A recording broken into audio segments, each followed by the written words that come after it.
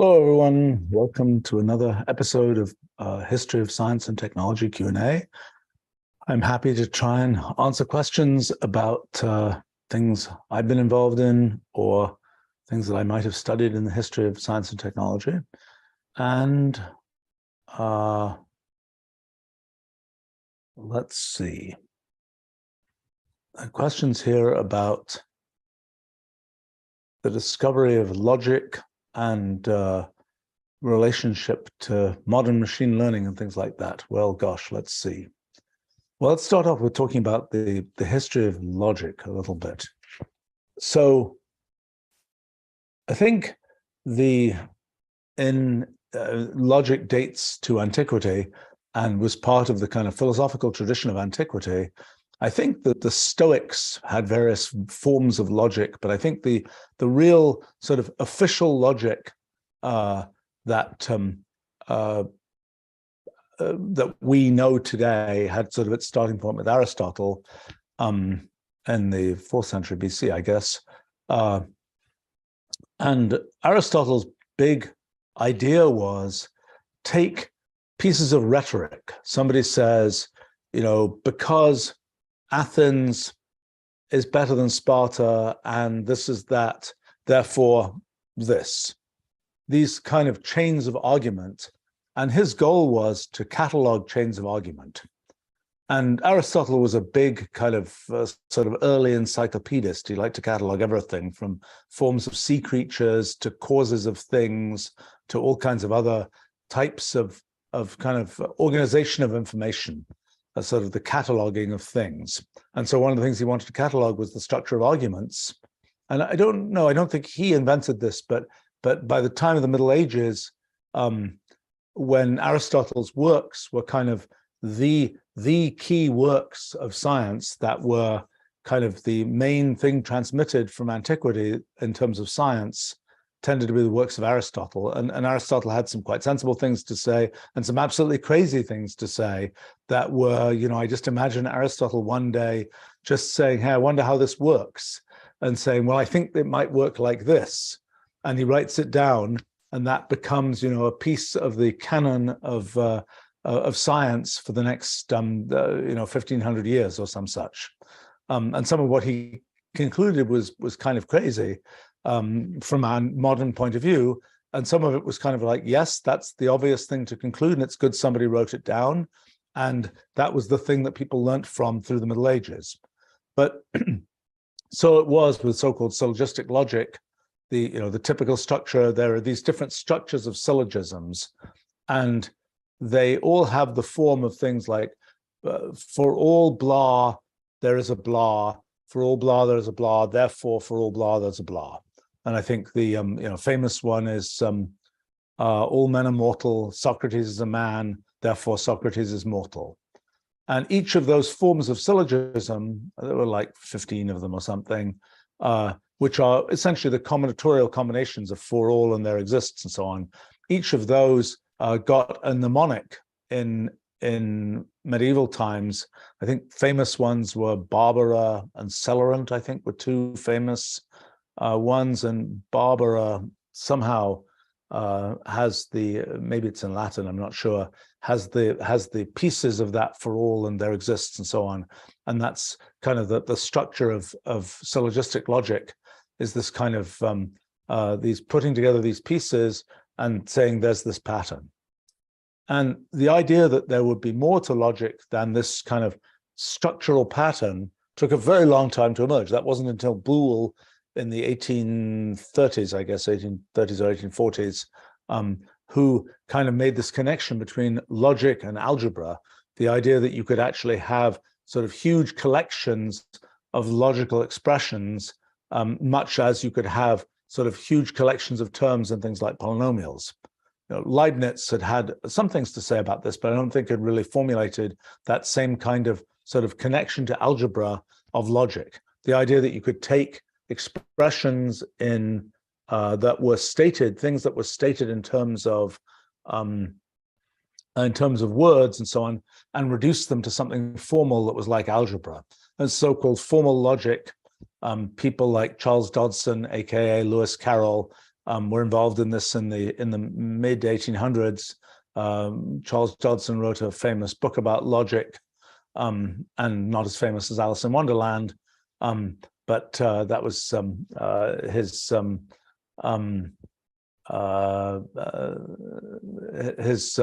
sort of day job was studying logic. I was reminded of the Alice in Wonderland thing. I happened to just be finding some books of mine that I hadn't seen in 50 years.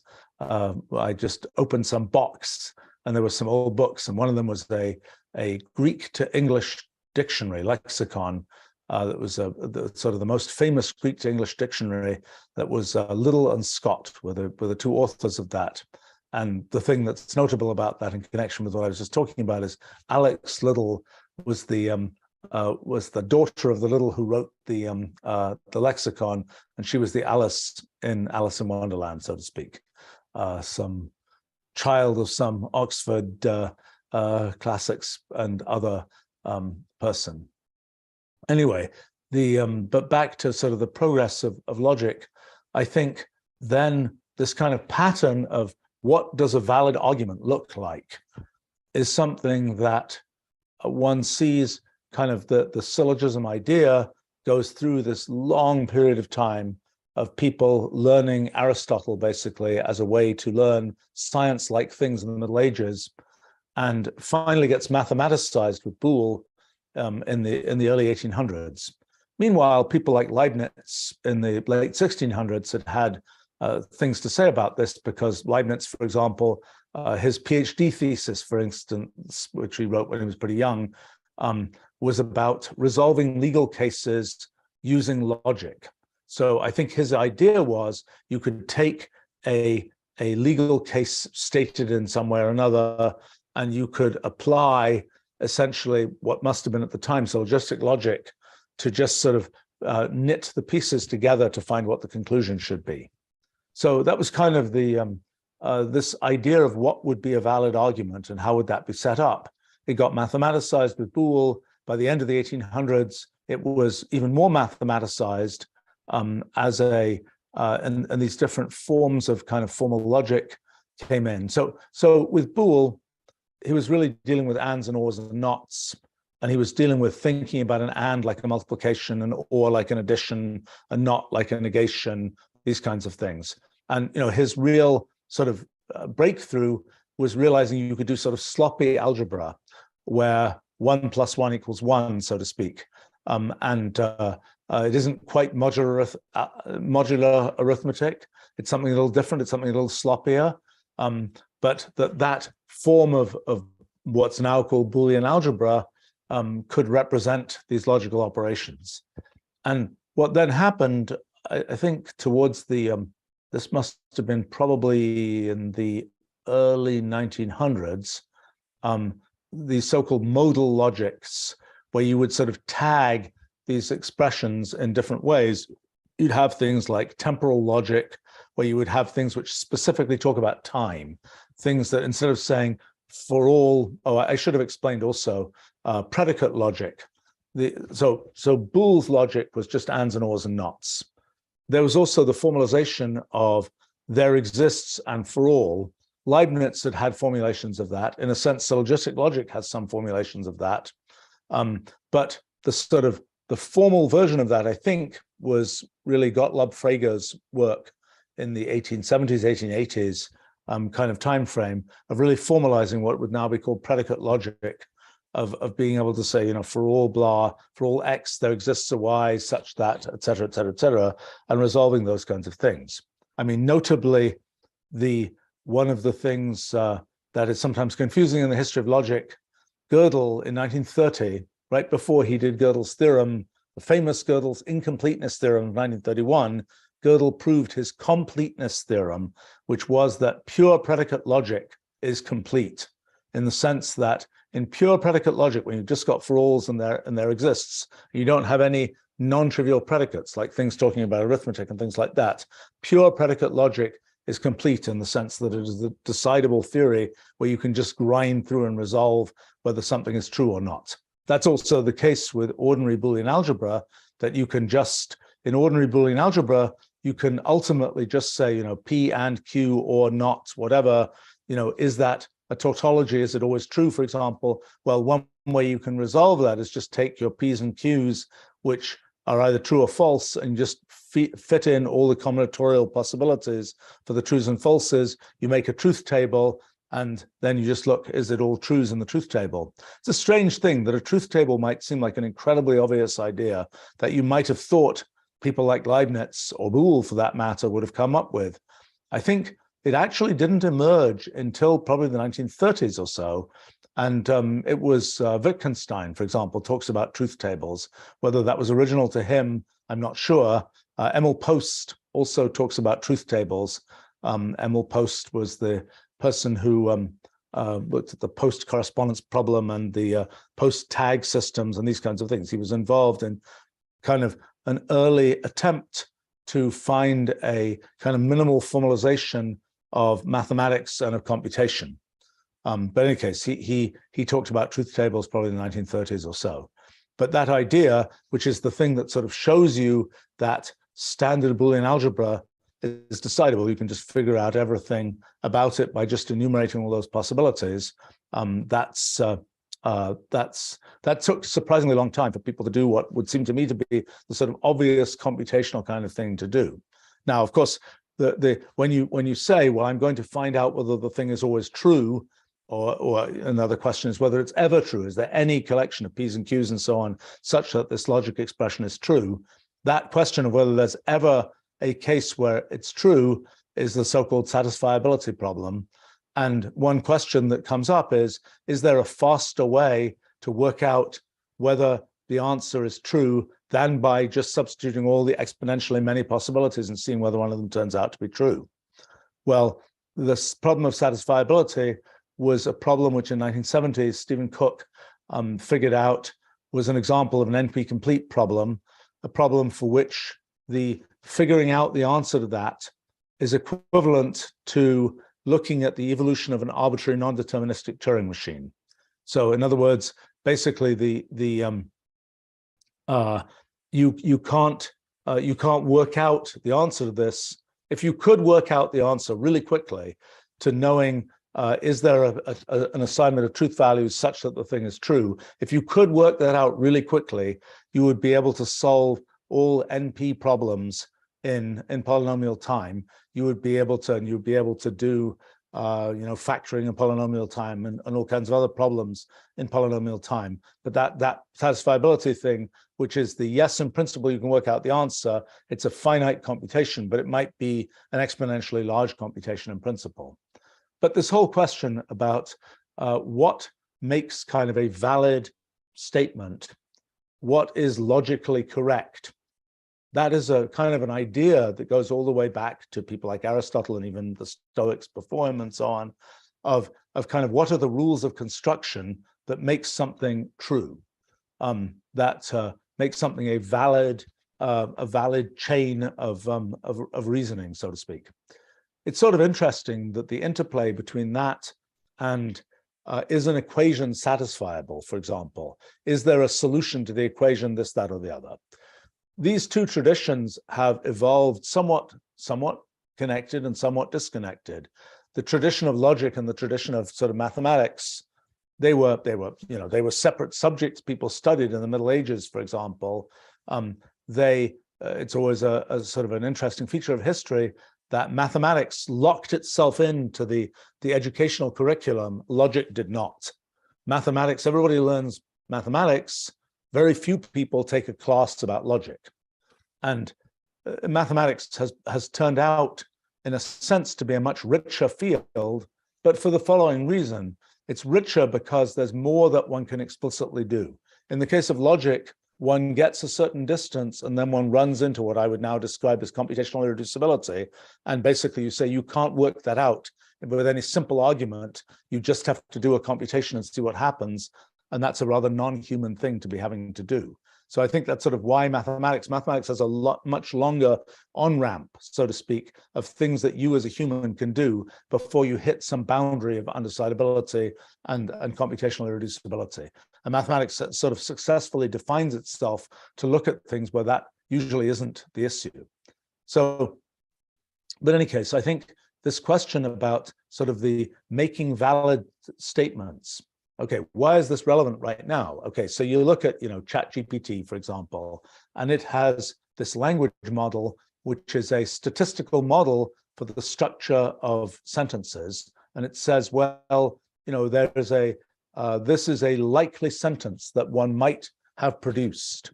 And, if you look at, slightly more primitive versions of ChatGPT, I don't know exactly how it's been engineered to avoid this, but you end up with something where, yes, the most likely sentence to produce is one that eventually just keeps repeating or something like that. You have to add a temperature parameter that kind of, adds some noise to the situation so that doesn't happen. But and by the way, oh gosh, this is such a, there are these kind of themes that show up of sort of awkward situations that show up in the history of science. And this is one of the famous awkward situations. It's like you say, well, I'm iteratively producing words from this system. I'm producing the next word, the next word, the next word. At every step, let's say I pick the most probable word. I've got some whole algorithm and it ranks words in terms of which is the most probable. And then, do you pick that one, or sometimes do you pick the second or third most probable, or do you just keep pegging it on the most probable word? This is very similar to questions about things like natural selection in biology, where you say, okay, you've got these organisms and you're doing an artificial version of natural selection, you're simulating natural selection. Do you always pick the fittest organism, or does that lead you to a more brittle situation? Is it important that the not quite winner be actually considered to have a variation that can go to the next generation? Is it always the case? If you kind of select for the toppest, so to speak, in every generation, and you only look at variations from the top organism in every generation, do you end up with a worse result than if you say, well, let me go down to the fifth most successful organism and let's have a variation of that? It's kind of like you have the parents, and if you only have the perfect parents, do you get the more perfect children, or do you sometimes have to go to the less perfect parents, because a variation from the less perfect parent is going to lead to an even more perfect, even fitter, so to speak, child than if you went from the fitter parent? And you can kind of see how this can happen in the structure of these kind of complicated spaces of where fitness occurs. But in any case, the thing that then is a feature of so that's kind of in these statistical language models, you're saying, well, make me a sentence that is a reasonably probable sentence. And hopefully that will be a sentence that makes sense. And usually it seems to do a remarkably good job of having a sentence that somehow makes sense. But there's sort of a question of can one fit together sentences that make sense using some rules like one does with logic? Logic is a way of making sentences that make logical sense in some sense. They can be about things that might not even exist. If you say all P's are a Q, or et cetera, you might formally write that down and be able to derive things on the basis of the rules of logic, but it could be the case that there are no P's in the world. It's just a thing where you can formally make this derivation, but it really isn't about anything. And philosophers go to a lot of trouble to distinguish between things like sentences and statements. A sentence is just the thing you write down that has those words in it. A statement maybe is something that you can actually decide is true or false because the things in it have some real existence, so to speak. These are subtle issues of philosophical logic, which people have argued about for centuries, so to speak. For me, as an actual constructor of computational language and so on, the thing that's always interesting about those philosophical debates is, in the end, one has to write code. And these philosophical debates have a habit, in my experience, of sort of dissolving when you actually say, we got to write code. It's got to be this or that. We've got to decide what to do. And then the only question is whether the thing you decide to do people say, oh, that's hopeless. That's not what I mean most of the time. It's totally confusing. That's a bug in the design. That it's a bug in the design is kind of the modern flag for there's some issue in philosophical logic, so to speak. But this question of whether one can sort of decide, like logic puts together a certain kind of structure of things, but without any reference to things, real things in the world, without any reference to things which might exist or not might exist, etc. And the question is there sort of a semantics where one can, some situation where one can sort of feed reality into the logic? And people have tried to do this a variety of times over the course of the 20th century, for example, with various kinds of logics that sort of tag more things about the P's and Q's and so on, and tag whether they're probable and whether they exist at certain times and all those kinds of things. In a sense, Aristotle had already started talking about this, because he starts talking about categories of things, and things that are qualities, things that are, oh, I don't know, maybe mental states, we might call them today, things like this. That tradition of kind of having these categories, and then I don't think Aristotle really got too much into what categories can fit together with what other categories. He didn't really do that. That would have been a sort of a generalization of his logic to be able to do those kinds of things. That idea of sort of what categories fit with what categories has a pretty lame history. I mean, Leibniz looked at it a bit, Kant looked at it a bit, I think Husserl looked at it a bit, and it had some sort of, some vague presence in the 20th century. There was, I think, a Judowitz in the 1920s and 1930s who was trying to make kind of an algebra out of grammar, looked at it a little bit. And that led to what are now called categorical grammars. Categorical grammars are combinatory categorical grammars, I guess, is the full name. And that's kind of a scheme for asking. So in a standard grammar, a little bit like logic, but of a different character, in a standard grammar, you say, you fit together sentences by having a noun, a subject noun, a verb, an object noun, things like this, or a subject verb phrase with adjectives as well as nouns and so on. You're giving a very structural way of the way that the words are assembled. And there's no guarantee that the assembled words will actually mean anything. The famous example given by sort of the early AI people is the phrase, green ideas sleep furiously, which is syntactically correct. All those parts of speech are right, but what that means non-poetically is very unclear. I think, so the question is there sort of a level of that is more semantic, that is more, not just we fit any noun with any verb, but we say something about what the verbs and nouns mean. And that's something that there's been a little bit of work done on, but not as much as you might think. I mean, there was a theory, I was going to say that the way that those grammars were constructed, one way you can think about it is that those grammars are kind of like an algebraic system. They have rules where you say you put this word in, it's like you add another word, and it's kind of like multiplying something or making words in a group, where you're taking elements of the group, abstract elements of the group, and you're just sort of combining them together by what amounts to multiplication. And then you have rules that say what are possible sequences of words, sort of mathematical rules that define that. That was an early idea that's been reborn multiple times, but is being even thought about these days in terms of categorical grammars. The other idea that came in the 1950s, although it had precursors back even in antiquity, was the idea of kind of tree-structured grammars, where you say, I've got a sentence, I'm going to make this diagram where I have, the noun phrase, the verb, and I'm drawing that as a tree, and the noun phrase then has a sub-piece that's a noun and two adjectives or something like this. So that is that kind of structure of how do you put language together syntactically is something that has become decently well understood in the last 50 years or so. People had written grammar books even back in antiquity, but this idea of a more sort of formal computational version of how you put that together is a fairly modern idea. The corresponding thing for semantics really hasn't been done. The idea of doing that where you are putting together things which have only a certain meaning.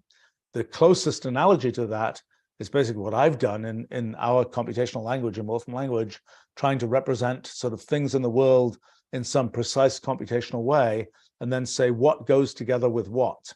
And there again, you have kind of a sort of an interesting thing that I have to admit I'm still grappling a little bit with the philosophical understanding of how this all works. But you can syntactically put together all kinds of things in Wolfram language. You can take some city, and you can take it to the multiply it by some other city, and you can add that to a star and things like that. That is syntactically valid in Wolfram language. Those things exist there. They are syntactically writable down. But what that whole thing means doesn't really have a meaning. The way we represent that in Wolfram language is it just stays unchanged. It's just not transformed in any way by the language. But then there's this notion of evaluation, that if you say, what is the population of this city, a city, and then it's some population construct there, then that thing can evaluate. It has a meaning, which is a sort of an actionable meaning, which turns it into something else. But this idea of what are valid forms of construction, semantic forms of construction, we have a very well-defined notion of that, which is things that can be resolved to other things.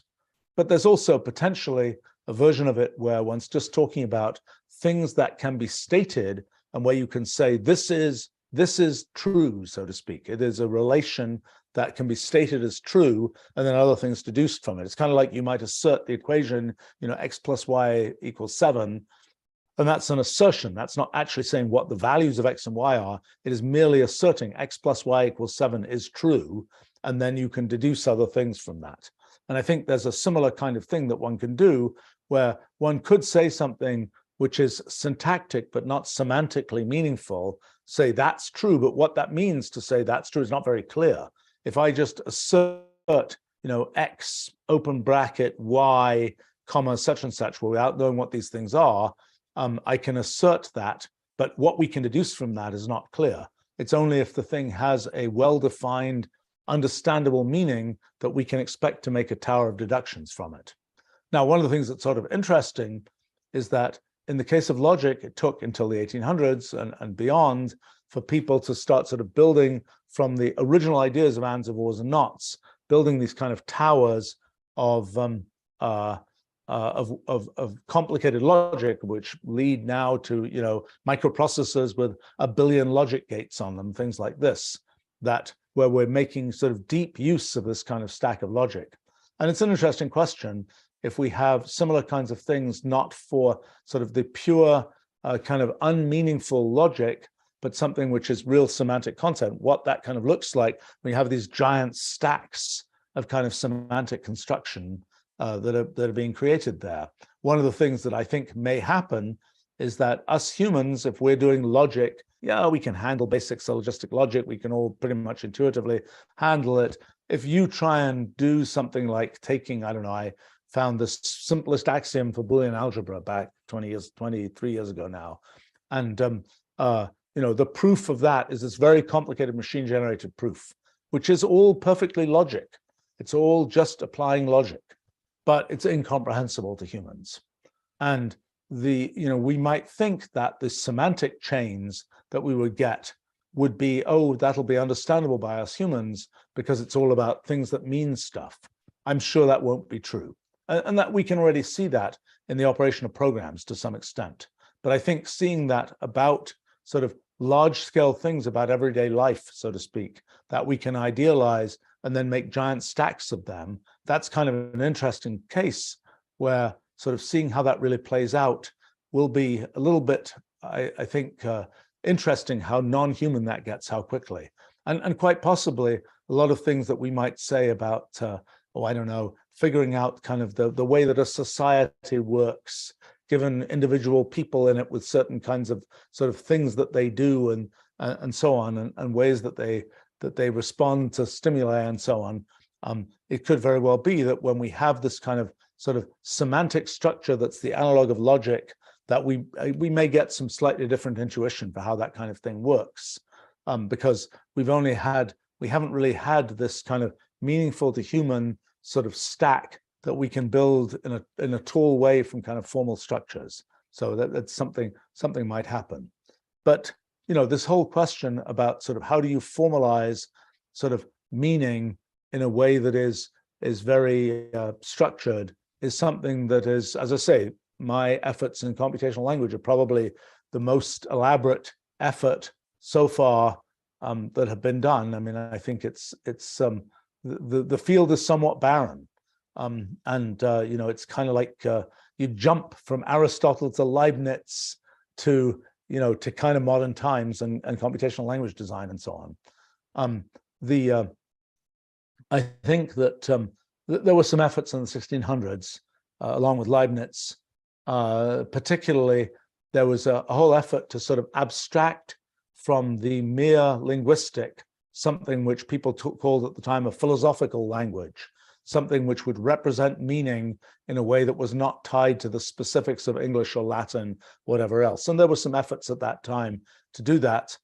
People were very confused about whether the morphology, whether the actual writing of the language was important to this effort, and that made things even more obscure than they would otherwise have been.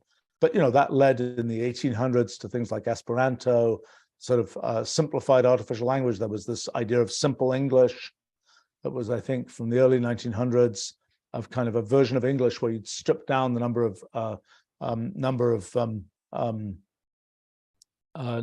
words that were used. And then there are, in modern times, there are all sorts of artificial languages, conlangs, constructed languages.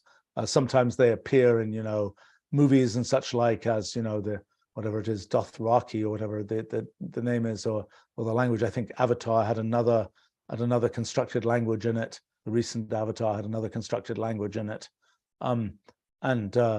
Usually these constructed languages for the movies, so to speak, are mashups of with some modification to known human languages and so on. But I was interested to see that ChatGPT, at least as of a few days ago, thought it could translate to Ithquil, which is sort of the most elaborate of the constructed languages. And I got a line of Ithquil, and I was sending mail for other reasons to the creator of Ithquil, and so I sent him this line of Ithquil, and he said it was awful. So ChatGPT didn't learn how to do conjugation of verbs and things like that in Ithquil, which is not a terribly big surprise, and it's remarkable that it could do anything in that language. Kind of makes me wonder, this whole idea of sort of statistical structure of language as sort of the question of what is the essence of what's going on in that statistical structure of language, and is that telling one something that is really a feature of human thought that is something sort of abstracted from the mere sort of structure of words? Is it something a little bit more like logic or like general syntax that is something that is sort of a general feature of how we think about things and how we generate our thoughts as language? And it kind of makes me wonder, what happens when we apply this to the whale songs, so to speak? Is there, I would suspect that whatever structures there are in our brains that are relevant to the kind of the things that we're doing to generate language, I have to believe that those structures are probably, biology is remarkably conservative, and the things that we have often are like, oh yeah, you can recognize that from the tree of life from 100 million years ago or 1 billion years ago. These are not new ideas in biology, so to speak. And my guess is a lot of the linguistic construction kinds of things that we have and the things that relate to thinking as revealed in language probably are pretty old structures, and will exist in the whales and the dolphins and maybe the songbirds and things as well. So it's an interesting question to me, at least, whether the things that we're now seeing that are this kind of richer statistical structure of language that things like ChatGPT tap into, whether they have sort of an analog in a direct analog in the kinds of things that that happen in other animals and so on. Now, an interesting question, I suppose, is how would you tell? Well, obviously, the way that something like a large language model like ChatGPT is based on works, what it's trying to do is it's trying to learn how to continue a sentence, basically saying, if you've got a sentence that has these words up to this point, what are the likely continuations of that? And so the obvious thing, which would be an easy thing to try actually, is to what extent can you do that successfully with like whale songs and so on? To what extent can you train like a transformer net or something like that to be able to predict what will come next? My guess is it will work quite well. Now, the next question is, if you do that, to what extent can you, is there a way that you can then imagine translation? See, what happens in human language translation is that you've got some internal representation within the neural net of what amounts to sort of where the sentence is in meaning space. And you're basically saying, well, I've got this sentence in English that was characterized by this list of numbers, that characterizes sort of where it is in meaning space, and now we can render that list of numbers in French or something as a sentence in French, and that's how we can think about language translation. And on the subject of sort of the general architecture of these kind of networks and how they relate to human thinking, I was a little bit surprised.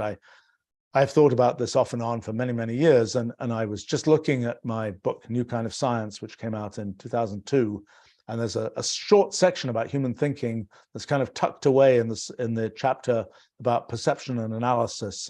And actually, I have to say, it's surprisingly sensible. And although it doesn't use the term embeddings for this way of turning sort of concepts into numbers, it talks about hash codes because that was the closest analogous concept that I had at the time. It's actually a surprisingly decent description of how this stuff has ended up working. So I was interested to see that at least. But in any case, so the question of whether there is a way to the way that human languages work, we have this notion of these. We can construct these embeddings, and we can make these connections between, because we have parallel corpora, which say, have things in English and things in French, we can connect together these things and actually make a translation, which is something we don't get to do for presumably for for the whale songs or whatever else. Let's see. Other questions here.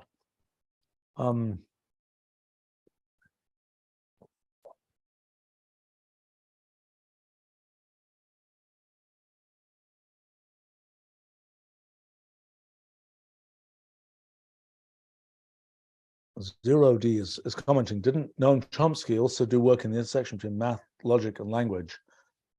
I wondered if language models are based on that at all. I mean, I once had a conversation with Noam Chomsky about kind of the concept of creating a computational language, which is sort of a precise representation of linguistic ideas, or at least ideas about the meaning of things.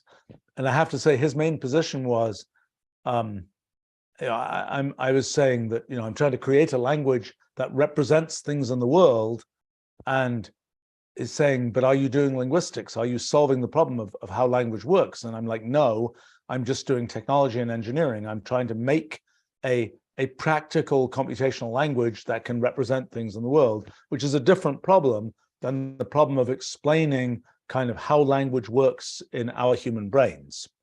It is not self-evident that there is a way to explain how language works in our human brains. It could be the case that there's 100 billion neurons and they're all firing in a certain way, and the collective effect happens to produce words, and that there's no better narrative description of what's going on than just to say, I've got 100 billion neurons firing, and you have to look at all those detailed firings in a kind of computationally reducible way. I suspect there is a better description, and I think even what we're seeing with the success of things like ChatGPT is showing us that is giving us even more of a clue that there is a definite kind of narrative theory of how language works in brains. But there's this question of language in the abstract, language as it relates to talking about things in the world, and language as it is implemented in brains. And then I suppose language as it might be implemented on computers. These are all separate pieces, and what the correspondence between them is not clear. I mean, it's like when you study the theory of flight, you can study birds or you can build planes, and those are slightly different branches. And the things you understand about the theory of flight from building planes, there are certain cases you're interested in that situation. You know, if you want to study the flight of insects with all their elaborate kind of, you know, the wings meet when they have their sort of backstroke and so on, that's all, you know, it's all a different kind of thing than studying, oh, we just want to know about fixed wings and, you know, the flow of air over fixed wings and so on. So you end up having to ask about different kinds of things. I think one of the things, actually, I was just looking, because I've been just looking at a bunch of books about the sort of theory of language and semantics and so on. Noam Chomsky's original advisor, Zelig Harris, has an interesting book about kind of the mathematical structure of language that really is, I think, more mathematical than the things that, for example, the early work that was done, that Chomsky did in the mid-1950s. I haven't really parsed, not to make too much of a pun of that, you know, exactly what the direction of Zelig Harris was relative to what Chomsky's ended up doing, et cetera, et cetera, et cetera. I don't really know. The mathematicization of language is something that really sort of happened in the 1950s, although there were precursors and things like the Sajukowitz, what came into categorical grammars, which I think was the 1920s, 1930s kind of time frame.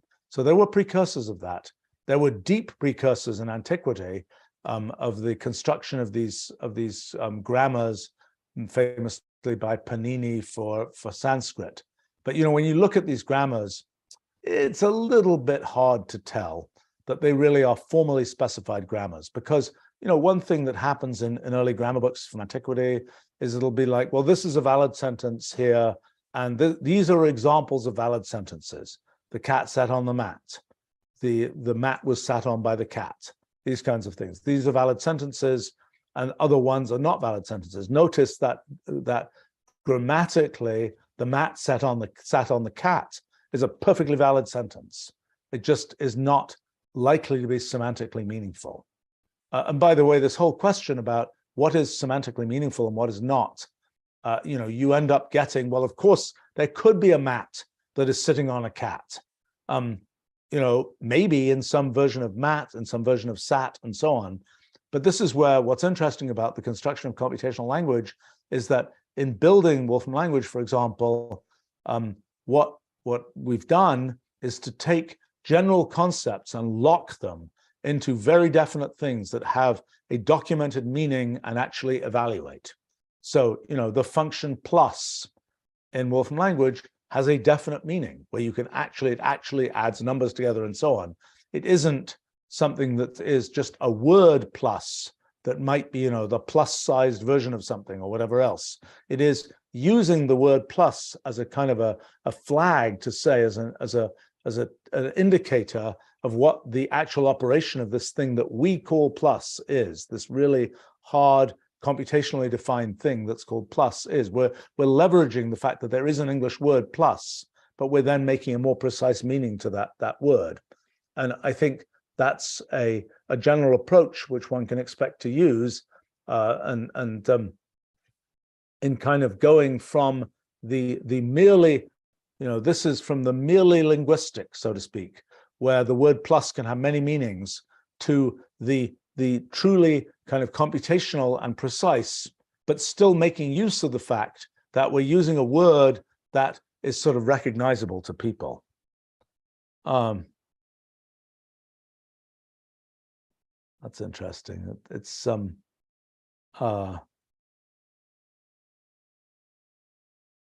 I was commenting, well, the next generation of ChatGPT VoiceGPT have any negative recourse, especially when it comes to impersonation?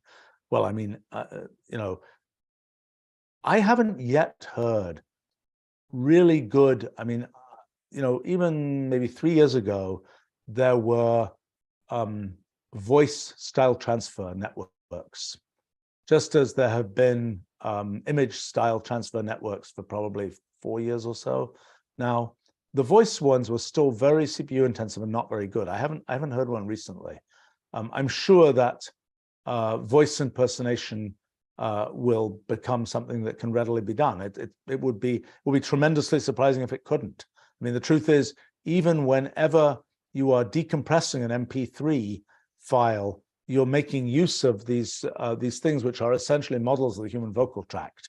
You're essentially, you're representing a sound by kind of parameters that correspond to physical features of the human vocal tract. That doesn't need to be that way, but that's a convenient way to do it. And so that's sort of a compression that's analogous to some kind of sort of narrowing that happens in neural nets and so on. And that is the way that one basically gets a style transfer, is you sort of narrow things down so that you've captured the essential essence of the thing, and then you pull it back out again in the new style. And that's the thing that one's already doing in some sense, in not for that purpose quite, in some of audio compression kinds of things. So I fully expect that will work. The question of how realistic the kind of the bot version of me or whatever will sound, well, the voice I'm sure will be nailed, but that will be gettable. The kind of the how would I answer this question, and generating the words, I don't know how well that will work. People have shown me things from maybe 6 months ago from earlier versions of GPT-3 which were not particularly good as representations of me, we'll see. We'll see how long it takes to get how good, and how long it can kind of keep going. For a sentence or two, I think it will not be too hard. For a whole long monologue, well, I don't know. I'd like to think that there are sort of features of that are not just the sort of the mean of the population plus a little bit added from the particular ways that I do things, but I don't know. There's a comment from Igor here about can a submarine swim, which apparently in English those words don't work that way. Apparently in Japanese they do. I don't know that. There are words in English, a single word can have many meanings. In fact, one can even see in some machine learning kinds of things, which is rather nice. One can actually see the different sort of places where the word can be embedded in a sentence, and one can actually sort of draw a feature space plot. In Wolfram language, it would be a feature space plot, and then you can label it with you can cluster it. You can actually see, here's a blob of meanings of this word that are over here, and here's a completely different meaning over here that's visibly a different blob in feature space. So you get to see that with English words, that there will be a single word and it has multiple distinct meanings. There's a question from 0D about, do I think AI represents an existential risk? How could we mitigate it? I think that, what can I say about this? I mean, AI is a form of automation, and there are many things at all stages in sort of the tower of automation that we built in the world. We can end up with sort of bad things happening. I think in the case of AI, it's sort of a question of, I mean, lots of bad things can happen with AI, and lots of stupid decisions could be made where we say, let's just have a machine decide that. And it's a complicated thing, because one is automating human judgment, and often one is doing a reasonably good job of reproducing what human judgments would be. Now you can ask questions like, do we like the way that 1,000 times human judgment, that all those iterations of human judgment, do we like it that it always does this sort of this thing that is a reflection of actual observed human judgment? Do we like that? Or we might say, societally, we don't like that, even though it is making the right judgment in the sense that it is taking the input and it is coming to the correct conclusion, even to a conclusion that would be the majority conclusion, the typical conclusion of humans given the same task. We might say, well, actually, when we can actually see it plain and it's a machine that's doing it, we don't like what it's doing there.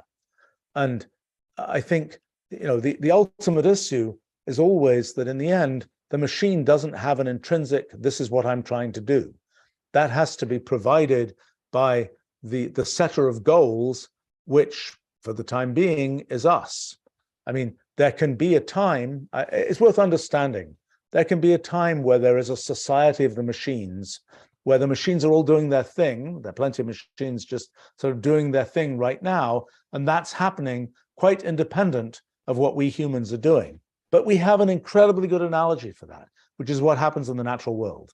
The natural world just does what it does according to the rules it follows, and we humans are, sometimes we interact with it, sometimes we perturb it, sometimes we are subject to what happens in it and so on, but it's its own thing.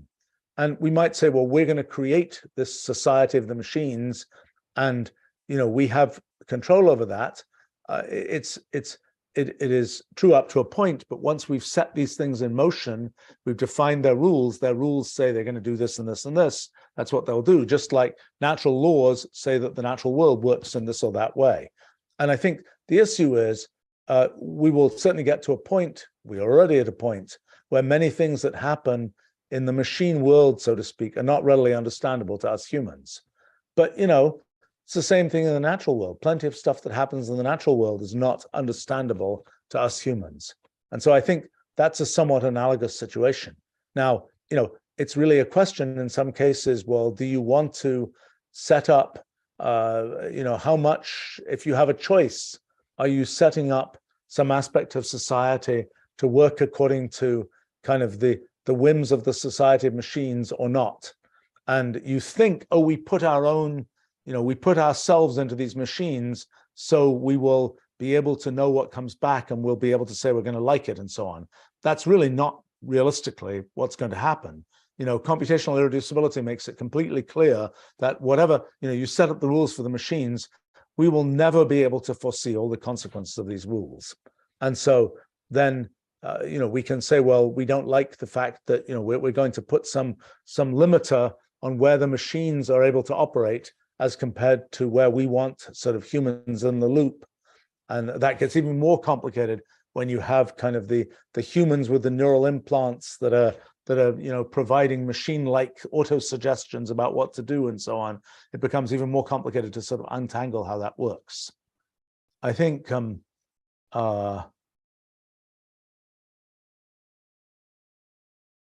let's see. Yeah, I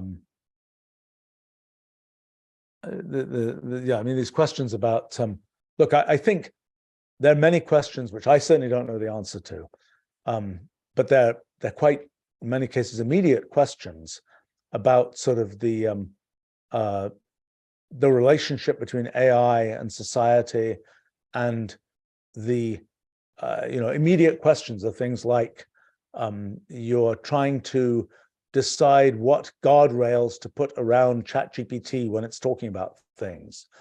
Should you tell it to not, should you tell it to, it might be a reasonable thing to say, only produce G-rated, essays. Might be another reasonable thing to say, don't say things that will upset people. That gets very complicated.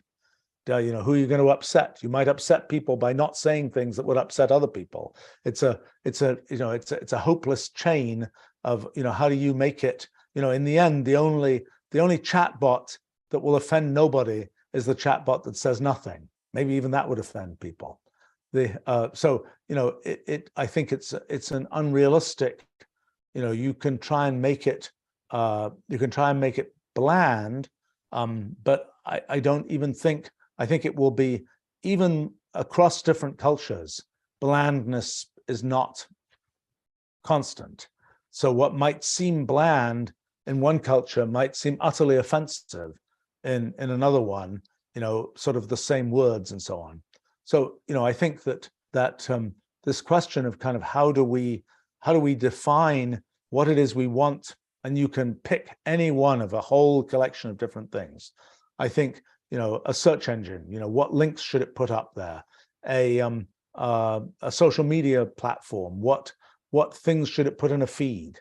These are all sort of, what are you choosing? Now, the chatbot case is a little bit more extreme because it is more from its own mind, so to speak. It is less like, let's pick content that people have already produced. Or let's say it's a generative AI image system. What kind of things should it be able to produce? Should it be able to produce, what if it produces some incredibly shocking picture? Should it be able to do that? What should you tell it about producing shocking or non-shocking pictures? What should you tell it about producing pictures that have, sort of real people in them doing terrible things or whatever else? What should its principles be, and how do you define that? I think it's really hard, but I think, one place that you start to get to is, let's just sort of write down laws, write down constraints that we want these things to operate under. And maybe you come in at the end and you say, let's look at this picture. Do you want to consider it shocking or not? Going in at the beginning and saying, let's tweak the rules to never make a shocking picture, I think that's hopeless. I think that's a sort of computational irreducibility, hopelessness case. When it comes to stating the rules, well, where do you get the rules from? In a sense, what we have learned in the history of the last 4,000 years or so, more than that, of human lawmaking, so to speak, is that, in the end, you write down kind of, in some sense, what you want the constraints to be, whether it's the Code of Hammurabi or a modern, US code or a continental legal system or whatever. It's, there is a certain thing that you describe. Now, one of the things that's nice, and something we've been interested in with Wolfram language for a while, is kind of the computational language description of sort of what you want to have happen. Having a computational language that can talk enough about what's really there in the world, to be able to specify those constraints in that computational language. The feature of that is, once you have the thing written in this computational language, it allows you to have something which you can say, you can hold it up and you can say, this is our code, so to speak. And code not in the sense of well, it would also be computer code, but these are the things that we're operating according to. Now, there have been experiments in blockchains and so on of, things like DAOs, distributed autonomous organizations, where people try and say, let's just define all the rules for how this is going to work in code, and that's ended up very badly in certain cases, because it was not foreseen what all the possibilities would be, and it was not foreseen that there would be some particular way that somebody could, transfer lots of money to themselves in a way that everybody thought was shocking and so on. So I think that, I consider this, as far as I'm concerned, there's very unresolved issues. And, in a sense, you can ask questions like one I've been curious about. I have no good answer, so let me say that up front, is sort of, now that we have this kind of ability potentially to be able to write computational language that describes human preferences, to what extent are there new forms of governance that we can imagine given that capability? Just like in the case of, I don't know, your average democracy situation, it's like, a multiple choice thing. You're saying, pick this or that or that, in some vote that you might give. Well, you could imagine a much more nuanced situation where everybody is writing a computational essay about what they want, and you're saying to some AI, take all these computational essays, combine them, and figure out what should happen. I think this is you just get thrust immediately into issues of very old issues of political philosophy as you think about, how's that AI supposed to work? What's its governing principle for how it deals with all those preferences? Does it make 1% of the people super happy and 95% of the people only medium happy and 4% of the people super unhappy? What does it do? How does it decide what to do? What are its overarching governing principles? And I think we don't know that, and there is no that is not something which came with the package for us humans. Is the statement of, and this is how that has to work. The only thing that sort of comes with the package is don't do stuff which makes the species go extinct, because then there's nothing else to discuss about it. If you do things badly enough that eventually there's nobody left to discuss what's going on, then you can say, well, you probably say that's a bad outcome. Maybe you don't say that's a bad outcome. Maybe it's like the chatbot that says nothing is the only good chatbot. The civilization that doesn't exist is the only civilization which will do nothing wrong. That could be true, not very useful, but true. So let's see.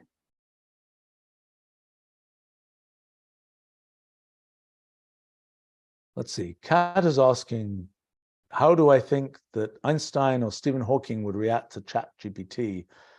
Are there figures in science who predicted this development? Look, I mean, everybody who's thought about this stuff has thought this will eventually happen. I have to say it's happened more suddenly than I expected. I think language and linguistic communication may be a little thinner than we had imagined. I mean, the idea that it would be eventually possible, and the path to get to kind of statistically generated plausible text it's not been clear how well that will work. And even a year ago, it really didn't work very well. I mean, ChatGPT, I think, is a mixture of an interesting underlying language model together with some pretty good engineering about how to actually present it so that it doesn't get stuck in a loop and has patterns of output and so on. It's a well-packaged example of sort of that core methodology. I think this whole idea of generative AI systems and generative computational systems, well, this is certainly something, that this is an old story. I mean, in my own work in like cellular automata in the early 80s of generating images, which are surprisingly kind of naturalistic, even though they come from simple rules, even though they're very much a pure computational origin. That's kind of an example. Then in the early 2000s, when we made this Wolfram Tones website that produces some kind of musical forms, again, that's something where it is not, okay, so in the case of something like, ChatGPT, it is sort of taking some kind of statistical average of all of those billions of documents that it found on the web. In the case of cellular automata or Wolfram Tones, what one is more doing is creating from scratch using the same principles as, for example, the natural world uses to create structure, but not using the big corpus of kind of human memory and human and sort of human examples of language. But it was perfectly possible to produce things which, at least locally, were sort of plausible, small scale musical form, for example, sort of just plucked from this computational universe of possibilities without a big loop that makes use of kind of human experience and so on. The only place the human experience comes in is in the picking of styles and so on, once one has generated some underlying structure. So I think the idea that sort of the statistical language, statistical use of language could produce something that will be coherent over the length of a small essay is interesting. I mean, it's sort of ironic that Alan Turing in 1950 talked about this kind of Turing test of, can we talk to a machine like we talk to a person? I think he thought about that as a very rule-based kind of thing. I mean, he'd been thinking about, chess playing machines, and he was very much, and much earlier, he'd been thinking about Turing machines and very much this kind of rule-based structure for what the thing should do. Ironically enough, during the Second World War, when Alan Turing was working on cryptanalysis, one of his bigger contributions had to do with the statistics of language, of knowing, of all the sort of code, all the passwords that might be being used. How do you tell whether how do you automatically tell whether with that password, the thing that's being generated is actually a genuine piece of German or whether it's just random gibberish? And what he noted, and that sort of, I think, turned into, in some ways, information theory and Claude Shannon's stuff and so on. I don't know. We don't know what the precise causal chain there was. But Turing invented this kind of these ideas of sort of the statistics of language as used for cryptanalysis and so on. And it's sort of ironic that I don't think he made any connection between that work, which was probably still secret at the time, among other things, and the things he was thinking about sort of AI and so on. And I think it remains unclear whether that there is the statistical character of things like large language models and so on is it's interesting that it works as well as it does. Whether that will be the way that we can really take advantage of sort of the computational paradigm, I'm not sure. I think that that's a way of taking advantage of some aspects of computation. It's not clear that we can build as big a tower there as we can in kind of thinking about things in sort of a precise computational way. I mean, I just wrote this thing a couple of days ago about using Wolfram Alpha, which is based on kind of actually having a symbolic representation of the world and computing things precisely from that, connecting that to ChatGPT. And it's rather lovely because ChatGPT can formulate questions that can be answered by the natural language understanding system of Wolfram Alpha, or can be turned by the natural language understanding system into precise symbolic representation of things where the answers can be got.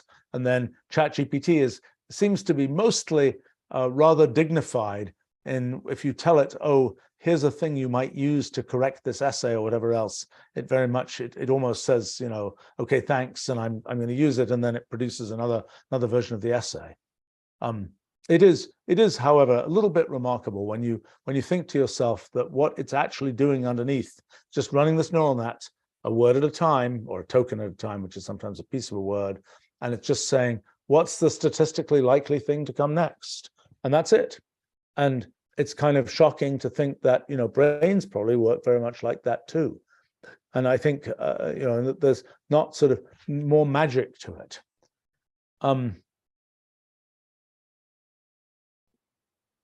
Let's see. Interesting comment from William here. Given what we've learned from AI models, does learning from history allow us to better predict the future? Does modeling the past imply modeling the future? Interesting question. That's an interesting question. So, I mean, the fact that a transformer net will successfully learn the pattern of lots of things on the web and be able to make reasonable essay statements, the good question is, that's a good question. If you feed it the knowledge of human history and you ask it to predict the future based on its knowledge of human history, to what extent will the patterns that it finds be such that it will successfully predict history?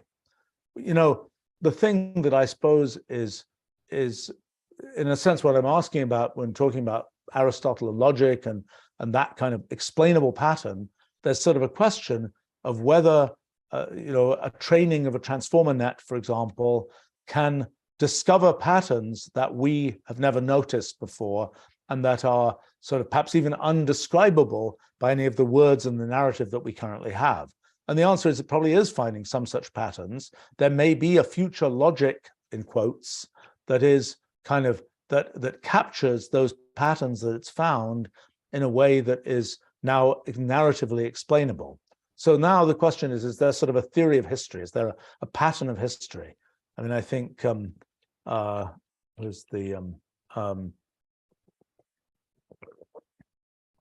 think Hegel is famous for having talked about sort of theories of history and the sort of necessary flow of history, and that got picked up by both very sort of left-wing and very right-wing political efforts. But I think that this question of is a sort of a flow to human history, a predictable flow to human history, Interesting question, and the answer is probably yes. I mean, I know people talk about various kinds of theories of, oh, when a particular society gets sort of quite old, it builds up more and more bureaucracy in its governance and things like this, and eventually this and that happens. I mean, this is kind of the concept of Isaac Asimov's kind of psychohistory idea of kind of there is a predictable flow to history. I think computational irreducibility kind of tells you on a smaller scale, at least, there isn't a flow to history. I was just looking at actually at a book by Charles Darwin's grandson, not sure, maybe grandson. That is a book called The Next Million Years. It was published in the 1950s. And I just got as far as the introduction to the book. But what it says is, predicting the next 10 years is really hard, it says. But it says, maybe just like we can discuss gas molecules bouncing around in a box in a gas, and we can't necessarily say where the individual gas molecules are going to go, but we can say collectively what's going to happen to all the molecules in the box. We can use the gas laws to do that. So maybe if we try and predict history on a timescale of 1 million years, it is more predictable, says this Darwin, than it might be on a 10-year timescale. And I suppose that's an interesting question, is whether the sort of the overall arc of human history has a certain predictability to it. It's interesting. We have in Wolfram language, we have data on the borders of all known historical countries. And you can kind of make an animation of kind of particularly Europe, where there's a lot of data and a lot of structure there of what's happened to the borders of countries in Europe over the last couple of thousand years. And what you see is something where it looks very physical or maybe biological. You'll see some region, it gets bigger and bigger and bigger. Somebody's making a bigger and bigger empire, and then pop, that bubble bursts, that disappears, other things move in its place. It kind of reminds one of, a froth of soap bubbles and things, of all the borders of these countries, where every motion of every border was a lot of human lives, a lot of, kind of human experience there. But when you look at it in the large scale aggregate, it looks kind of like something where you'd say, oh, there might be an equation that describes the motion of all these things with a certain amount of unpredictable randomness to it. It seems like there might be sort of a global theory of the kind of the ebb and flow of countries, that kind of supports this kind of question of whether on a large scale, on sort of the large statistical scale, are there things that can be said about the patterns of human history? And, to us living day to day, it seems implausible that such a thing would happen. But, you imagine you're a gas molecule and you're kind of colliding with other ones and so on. And it might be implausible that you could predict the very large scale structure of the whole gas, but maybe you can. I would suspect that there isn't enough human history to be able to use those kinds of very large scale kind of arguments and conclusions. My guess is that there just aren't enough. There's a couple of hundred countries in the world today. There have been comparable numbers throughout most of history. Well, when it was in the kind of city-state world, there were probably more, maybe more of them, maybe not. Maybe they're about the same number because the population was a lot smaller. I'm not sure. But being able to predict what will happen on a very large time scale, we may just not have a large enough time scale. We may still be operating in it really mattered that the Roman Empire extended this far.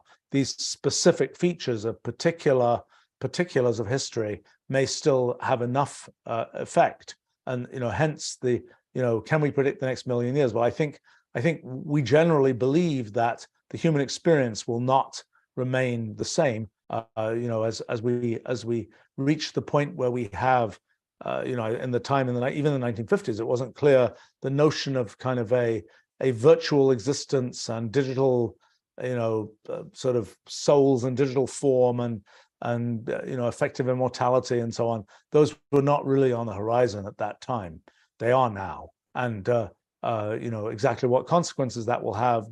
The future of history doesn't feel like it will be similar to the past of history, but there may be certain patterns of any consciousness, any sort of entity that's kind of like us in certain ways, will have some necessary pattern of large-scale history. That could very well be the case. And one of the things that has come out in our physics project is the realization that entities, that observers like us, who are computationally bounded, who believe that we're persistent in time, that it is a necessary feature of being an observer like us, that you will observe that the universe follows the laws of gravity and quantum mechanics and so on.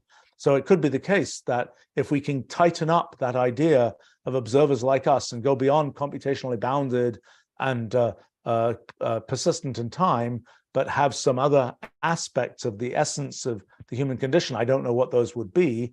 I mean, these are sort of some kind of, base ethical something or other thing, or some other feature of the human condition that when you put those into the mix, that it will be inevitable that the very large scale flow of history has some particular form, that there will be sort of an inevitable bulk theory of history that will always be the case for any organisms that have a particular form. It kind of makes me wonder, if you look at it for organisms, I don't know, like ants or something like this, or some even lower organism where you have an ecology of those organisms, what are the large scale things you can say?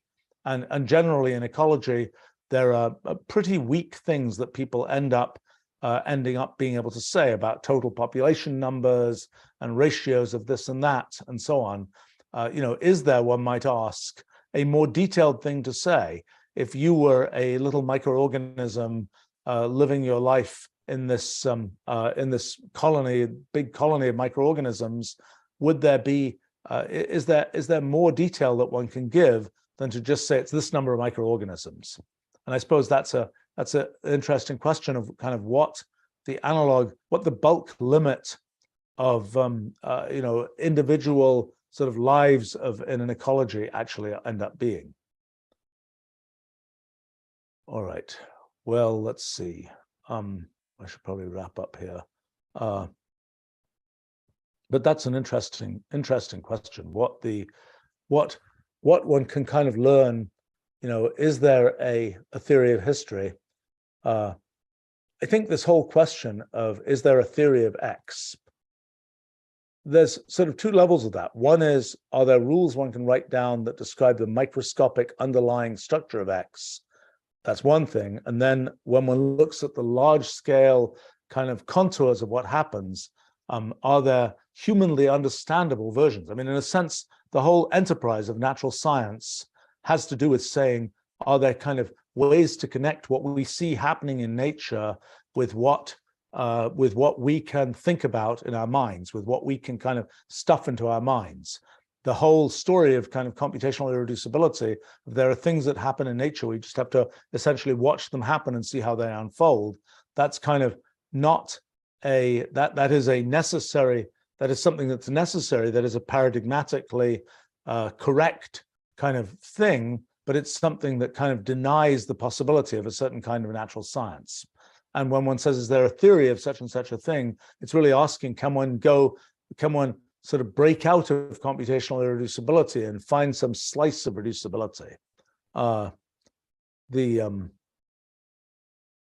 Emin is commenting about ants, that they're structured distinctly enough that one could lead to conclusions on many levels. Yeah, I mean, certainly one watches ants doing their thing, and there are some theories I know of kind of overall sort of ant behavior and so on, of the ant sees the neighboring ants and it has certain behavior based on that.